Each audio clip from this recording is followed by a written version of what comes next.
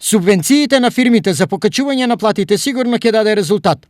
Во Крупиште денес беше категоричен премиерот Зоран Заев, кој овде присуствуваше на отпочнување со работа на втората етапа од експресниот пат Штип-Кочани. Поголемо мнозинство од владата мисли дека ќе биде огромна искористеноста.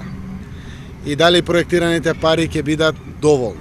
Тоа е за мене оптимизам. Значи ние да следиме вакви мерки и ќе изнаоѓаме средства. Нека растат платите. Ако растат платите, тие се трошат и на друг начин го полнат буџетот, преку ДДВ, преку персонален данок и слично.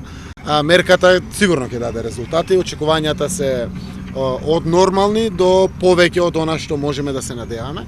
Но дефинитивно треба да ги до крај испегламе сите активности поврзани со самиот закон, заради тоа што мораме и да заштитиме буџетот. За вчера, цели 12 автобуси во само еден ден од источниот регион во Италија однесоа работници.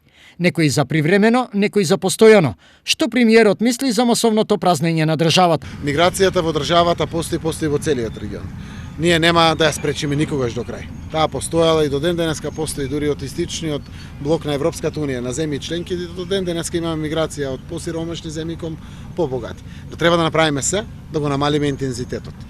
Мене ме радува податокот на статистика кој што излезе при статистичките податоци за првиот квартал, кога им покажавме 4,1% раст на бруто домашниот производ. Штом тоа расте, а немаме некој посебен наталитет низ годините на раѓање, тоа значи дека не е толку драматично тоа заминувањето. Изградбата на браната на реката Отиња станува известно, но за нејзина изградба се скратени пари кои претходно беа предвидени за изградба на клиничката болница.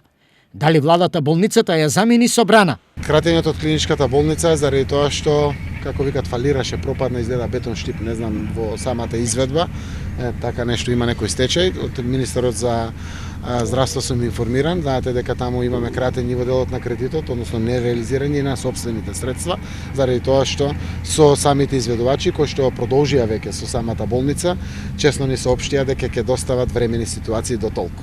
И не е честно да држите дополнителни пари кога знаете дека тоа нема да се случи. Веднаш сите пари ќе бидат проектирани 2020 за да клиничката болница во Штип, во Кочани и во другите капитални проекти продолжат. Од прашањата кои се однесуваат на источниот регион, внимание заслужија и честите одруни кај селото Истибања на патот Кочани-Делчево. Во моментот излегува стручни служби и од градежен факултет, и од сите институции што се занимаваат со таа проблематика и беше опфатено поголем дел саниране, така да тој дел е решен. Но за трајно да се реши, треба една поголема студија, бидејќи се работи за некои си, ајде да бидам скромен, 7-8 милиони евра.